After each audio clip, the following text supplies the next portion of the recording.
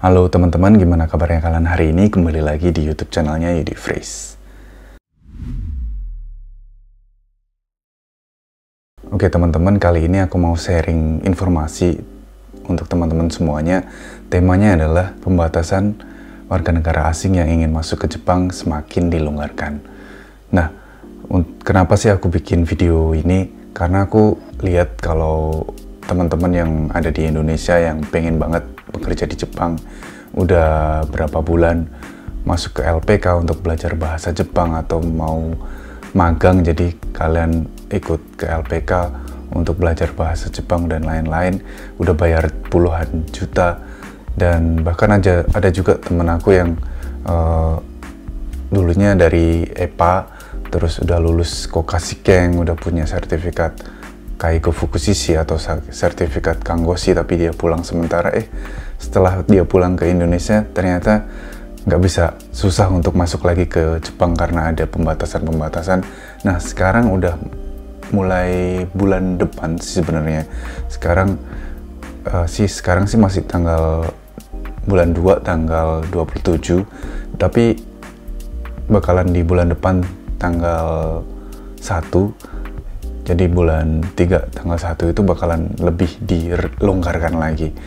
Itu adalah hasil dari rapat dari Perdana Menteri Jepang tanggal 17 kemarin. Hasilnya kayak gimana nanti kita bahas, karena itu semakin dilonggarkan. Jadi teman-teman, aku yakin bisa menggunakan kesempatan ini untuk bisa masuk ke Jepang, dan aku harap informasi ini benar-benar bermanfaat untuk teman-teman semuanya. Nah, kita bakalan lihat informasinya dari Kaimusho. Kaimusho itu apa? Kaimusho itu dari Departemen Luar Negeri di Jepang. Websitenya ada, kita bisa lihat. Nah, untuk yang teman-teman yang bisa bahasa Jepang dan bisa ngerti bahasa Jepang kayak gimana, kalian bisa lihat langsung di Kaimusho, websitenya Kaimusho. Nanti aku kasih linknya di bawah. Nah, ini websitenya Kaimusho. Di sini ada informasi yang diupdate bulan 2 tanggal 10 sih sebenarnya. Di sini dibilang kalau Indonesia itu termasuk dari negara-negara yang ditunjuk dan perlu untuk masuk ke Ken Ekijo no Shukuhaku Shisetsu de no Taiki Kikan. Jadi ada perlu untuk masuk ke fasilitas karantina di Jepang yang udah disediain dari Jepang. Tapi di situ ada henko-nya, ada pergantiannya. Pergantiannya seperti apa nanti kita bahas juga. Kita lihat di sebelah sini. Ini juga dari Kaimusho. Ini yang paling baru ini, Shingata Coronavirus Kanshensho ni kansuru aratana Mizugi wa Taisaku Shochi. Jadi tentang pembatasan masuk ke Jepang itu ada hal yang diperbaharui, yang mereka itu dilihat lagi dan diperbaiki. Itu paling baru ini udah diperbaiki ini dari bulan 2 tanggal 24. Ini yang paling baru informasinya. Nigatsu ni Juyoka Hongtoshi, berarti yang tahun ini. Sangatsu iko no Mizugi wa Sochi no minaoshi no sousai ga kouhyou saremashita. Sochi no gaiyou wa ika no tori desu. Ini ada 1 sampai 5. Di sini mungkin teman-teman susah kalau mau lihat bahasa Jepangnya. Kalian kalau misalkan punya Google, pakai Google search engine-nya, kalian bisa translatein ke bahasa Indonesia juga bisa. Cuman masih agak guca-guca, jadi susah untuk dimengerti kalau dari sini. Tapi saranku, kalian bisa baca, kalau lebih baik baca di bahasa Jepangnya. Cuman aku nggak mau jelasin di bahasa Jepangnya karena nanti malah ngabisin waktu. Kalian bisa langsung lihat informasinya, sebenarnya udah ditranslatein dengan bagus oleh Embassy of Indonesia. Jadi ini adalah kedutaan besar Jepang di Indonesia. Kalian bisa lihat di sini Dan di sini ada tindakan baru terkait penanganan perbatasan terkait COVID-19, perubahan masa karantina setelah masuk Jepang dan lain-lain. Ini pun dibuatnya 21 Februari 2022 yang terbaru. Jadi mengadopsi dari yang tadi ini, yang dari Departemen Luar Negeri dari Jepang. Nah, kita lihat aja di sini ya. Kita klik yang di sini. Nah, kita bakalan bahas ini yang paling bagus lah, yang ini ya,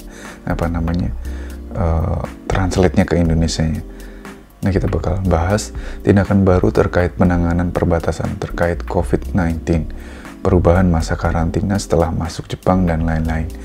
Yang mulai dari tanggal 1 Maret akan dilaksanakan pelonggaran tindakan penanganan perbatasan Jepang.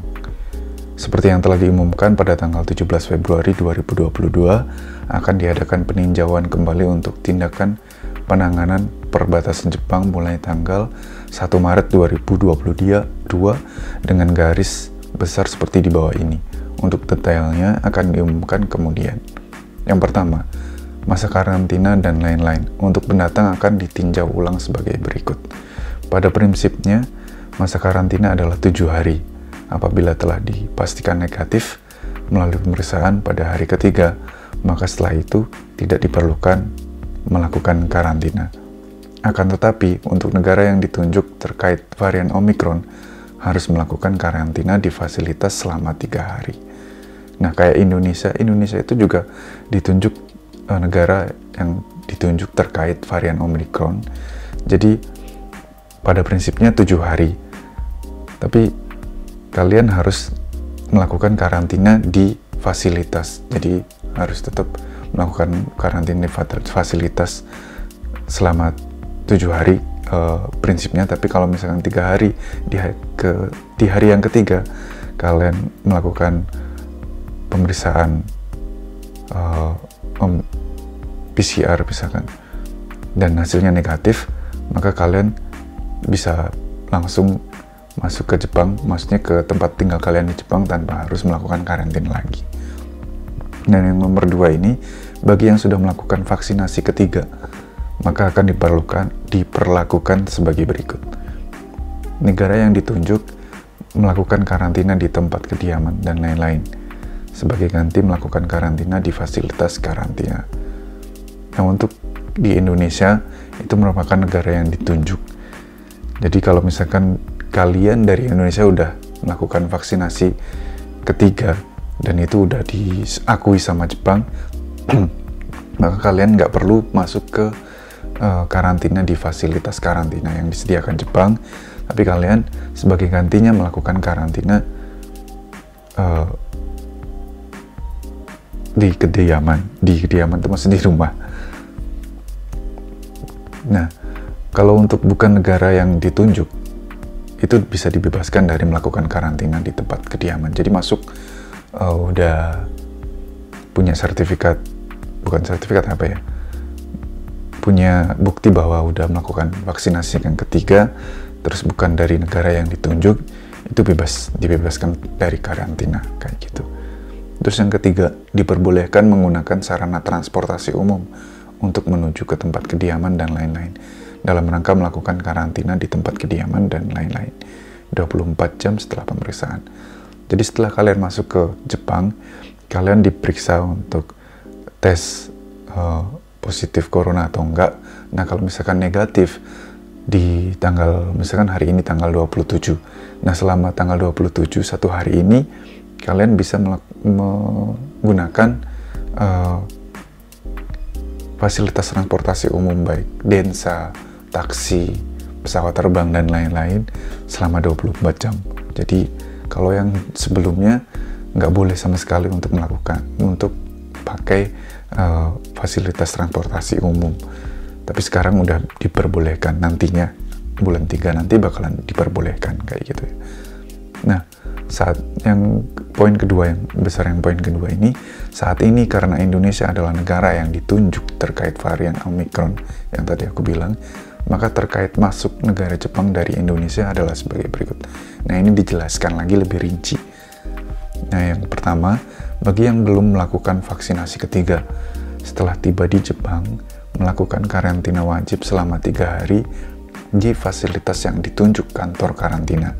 Apabila melakukan pemeriksaan pada hari ketiga telah dikonfirmasi hasilnya negatif, maka setelah itu tidak diperlukan untuk melakukan karantina. Dan untuk biaya penginapan di fasilitas yang ditunjuk kantor karantina serta dan pemeriksaan pada hari ketiga, semuanya itu ditanggung oleh pemerintah Jepang. Jadi gratis. Kayak gitu teman-teman. Untuk yang belum melakukan vaksinasi ketiga.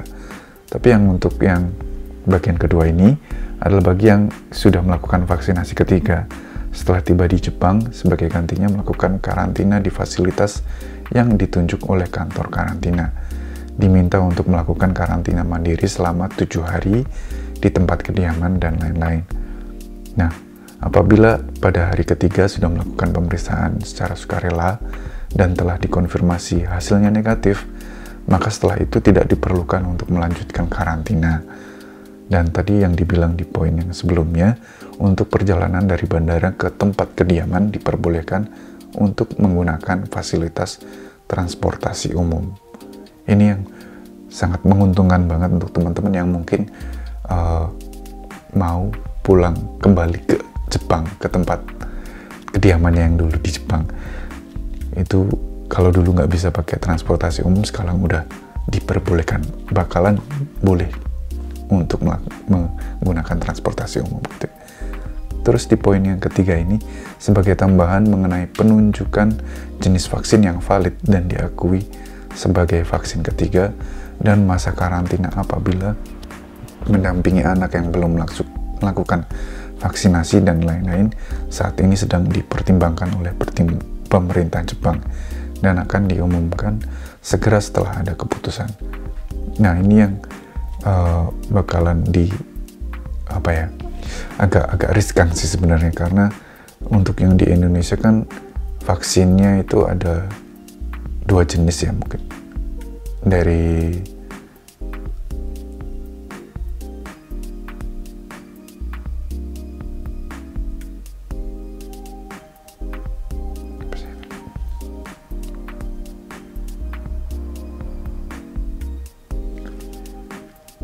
Sinovac sama Pfizer.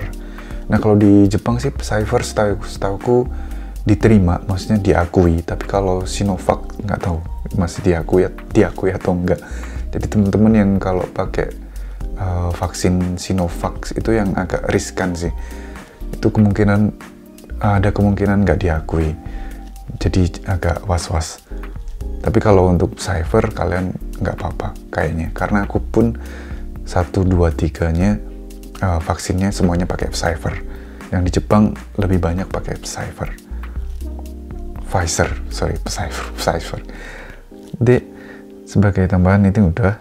Kemudian selain itu, untuk kedatangan baru warga negara asing diizinkan untuk masuk Jepang untuk tujuan selain wisata dengan pengawasan dari pihak penanggung jawab yang menerima. Dan lagi, jumlah total maksimal pendatang akan dinaikkan dari yang saat ini 3.500 orang per hari menjadi 5.000 orang per hari. Itu per 1 Maret 2022 nanti. Ini juga bagus banget untuk teman-teman semuanya. Ini kesempatan yang bagus, jangan sampai dibiarkan untuk teman-teman yang misalkan udah mau berangkat ke Jepang, gunakan kesempatan ini untuk berangkat ke Jepang.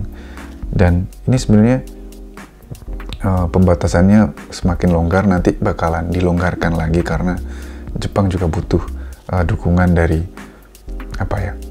pekerja-pekerja luar negeri.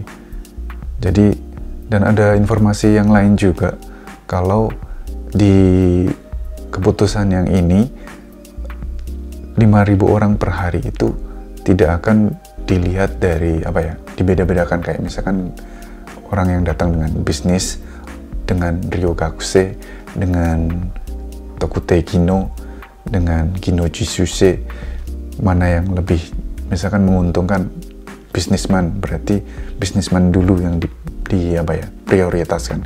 Nggak kayak gitu. Jadi semuanya nggak ada prioritas sama sekali, jadi sesuai dengan urutan data-datanya itu masuk, misalkan permohonan visanya masuk.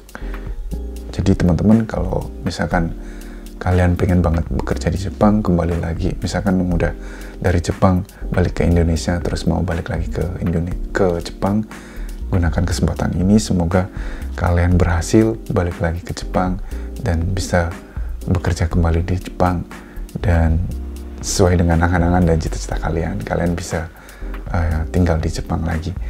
Thank you udah ngikutin penjelasannya yang agak panjang, dan teman-teman semoga informasi ini juga bisa menjadi motivasi teman-teman semuanya supaya lebih semangat lagi untuk belajar, juga lebih punya semangat lagi untuk bakalan bisa ke Jepang gitu.